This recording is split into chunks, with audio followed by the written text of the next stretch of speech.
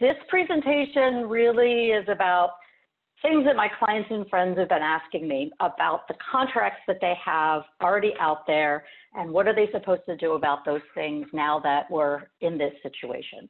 So, for example, do I have to pay my rent on my co-working space or my office? If I have a signed contract with a client and they're asking to cancel it, what should I do? If I've contracted for things and I don't need those things anymore because my business has slowed down or whatever, what should I do about that? And so I'm going to talk to you a little bit about how to answer that question. And we're going to answer that question two ways. First, I'm going to answer that question like a lawyer, just so you'll understand what the baseline is. And then I'm actually going to answer that question like a business person, which is frankly much, much more useful. So I thought it was really interesting. In today's New York Times, there's a contract under which Sycamore Partners is buying a controlling interest of Victoria's Secret. And what's interesting is that they are now they signed that contract like on February 20th, and now Sycamore Partners no longer wants to go through with it because retail businesses are way down, and and so the courts are going to have to decide what's going to happen with that. So I'm going to bring that into the discussion just because it's interesting that we're all dealing with this on our own personal levels, but this is happening out in the world of business as well. So the answer that a lawyer would give you is that you have to look at the force majeure clause. So what is a force majeure clause? So let's talk about the general rule under contracts, and then you'll see why we have these clauses in contracts. The general rule in contract law in the United States, and probably England as well, because that's where we got our common law, is that if a performance as agreed has been made impracticable, so it doesn't really make any sense anymore, by the occurrence or the contingency, the non-occurrence of which was a basic assumption on which the contract was made. Okay, so we agreed that I was going to rent this office space from you, or we agreed that you were going to sell me these particular services, and we agreed to that thinking that there wasn't going to be a pandemic. And now, whoops, there is a pandemic. And so now it doesn't really make sense for us to continue with this. I have an office lease. I can't use the office because I'm not allowed to. I bought a bunch of graphic design services and materials for a tech show that I'm now no longer having a booth at because there is no show. The normal rule under contract law says that I can get out of those contracts because it's now impracticable. But of course, contracts can change that basic rule, and the general rule doesn't apply if the contract does anticipate this situation. So the contract assumed that the economy wouldn't be disrupted by a global pandemic and that everyone wouldn't be spending several months restricted to their homes, but we have a force majeure clause. Then the force majeure clause might say that performance isn't excused if there's a global pandemic. Okay, so let's look at what a force majeure clause says and see whether they actually cover this type of contingency. So here's one force majeure clause. This is for my agreement to have co-working space at the Yard. So am I excused from performance? Do I have to continue to pay the Yard? So it says right in here that the Yard won't be liable because of political unrest, strikes, terrorism, acts of God, or other events beyond the reasonable control of the Yard or the landlord of the applicable location. So this doesn't say anything in here about my having to continue to pay rent, but it does say that the Yard isn't considered in default, so that I have no basis for getting out of this contract. This is not a particularly strong force majeure clause to have to argue in this situation. It doesn't say anything about pandemics. It doesn't say anything about me having to continue to pay. So it does say events beyond the reasonable control of the yard, but it's not the best. Here's another force majeure clause, and this one is actually much better for this situation. This says this lease and the obligation of tenant to pay rent shall in no way be affected, impaired, or excused by reason of government preemption in connection with a national emergency. So this one is spot on, right? There's not going to be much arguing. If you're the tenant under this lease, you pretty much do have to continue to pay. The yards isn't particularly well worded, but it's still probably, I should probably still have to pay. Okay, the Victoria's Secret agreement is really interesting. Typically, a merger and acquisition agreement would have a material adverse change provision that says we don't have to close if there's a material adverse change to the company that's being bought out. But the attorney for Victoria's Secret actually put in there that the buyer does have to continue if the material adverse change is the result of a pandemic.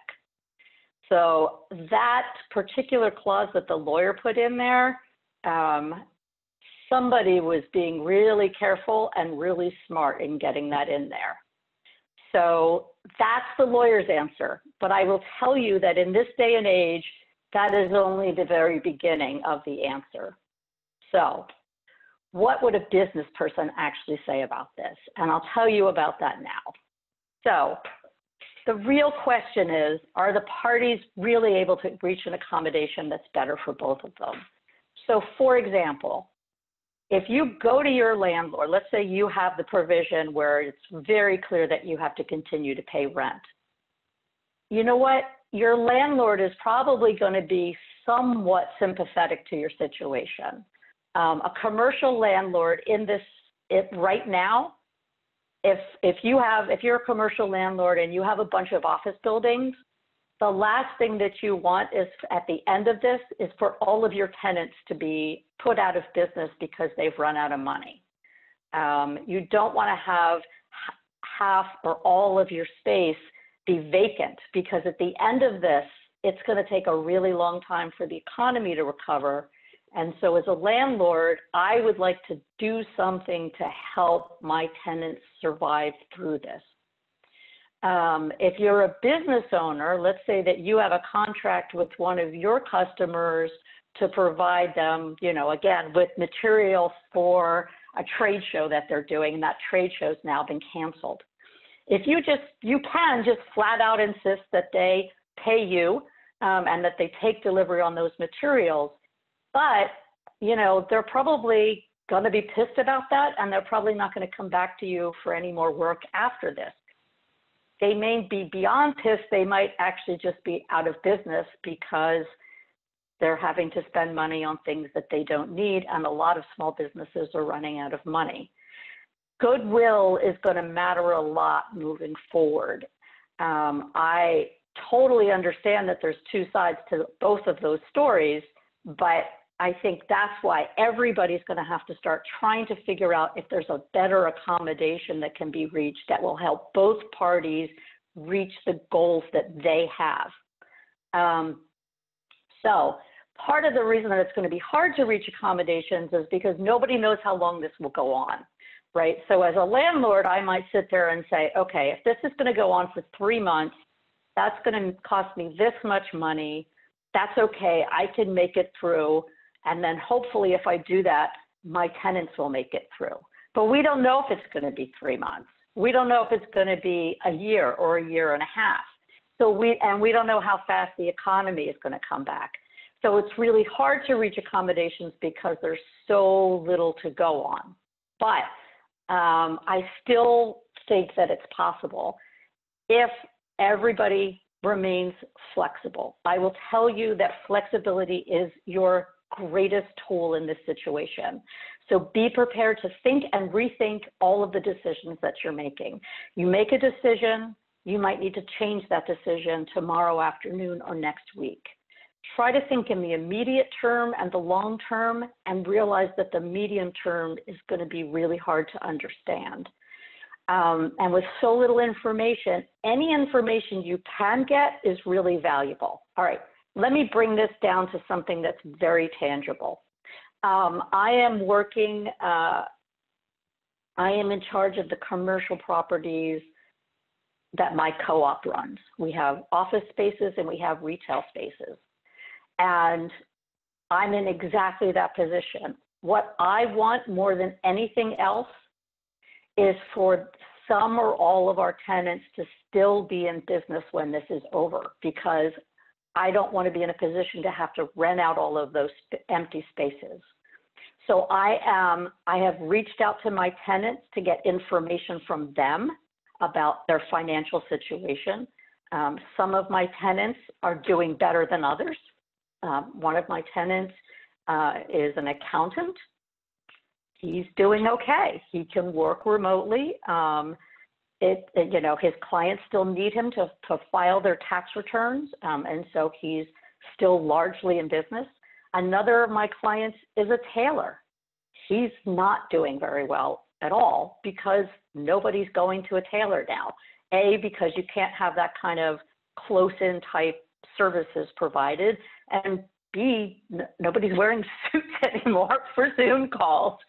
So I am reaching out to those people to get information, and then we are trying to make decisions on a one-to-one, on a case-by-case basis about how we can best help them survive.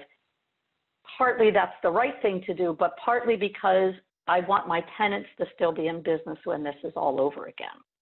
So flexibility is going to be absolutely key, because we might decide to do this for 3 months, and then we might realize we need another 3 months, or things might change, or there might be relief for the tenants. And so that might change how we do things. So flexibility and information. Then you have to get into the situation with a negotiation. So and the only way that you can possibly have a successful negotiation if you understand what the other party wants. So if you're the tenant and all you can see is that you can't afford to pay your rent and your negotiations are based on that, then you're not thinking about what the other party in negotiation needs. They're not going to agree to something as a favor to you. They're going to agree to something because it's actually in their best interest as well. So you have to understand what they want, and you have to understand what constraints they're under as to what they can give. And then you have to figure out a way that what you need will help them achieve what they need.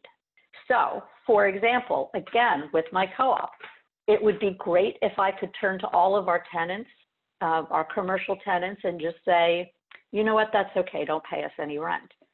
But you know what, we still have to pay our mortgage, and we still have to pay our property taxes, and we still have to pay the salary that we owe our staff. So that's not really in my power. So I'm also negotiating with the mortgage company, right? I'm having a negotiation with the mortgage company, but I have to remember they're not just going to say, that's okay, you don't have to pay your mortgage. They have reports to make. They have banking regulations that they have to meet. And if their loan to me becomes non-performing, then they've got problems with their regulators.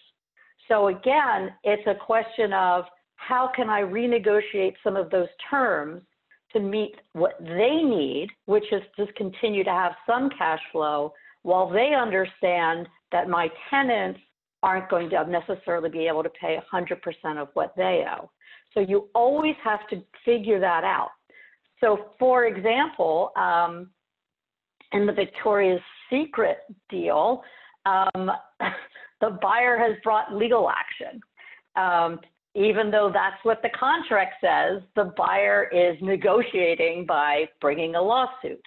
And now the seller is probably going to look at that and think, okay, you know what, rather than fight this lawsuit in a situation where we don't even have any income from our retail operations, maybe we can just enter into a negotiation on that price.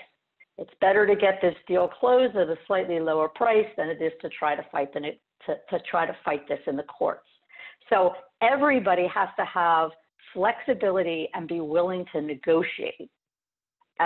So what I want to do is open this up to everybody. I want to hear about your personal experiences. What are you seeing? What are you trying to negotiate? What else do you need to know to help you with this topic?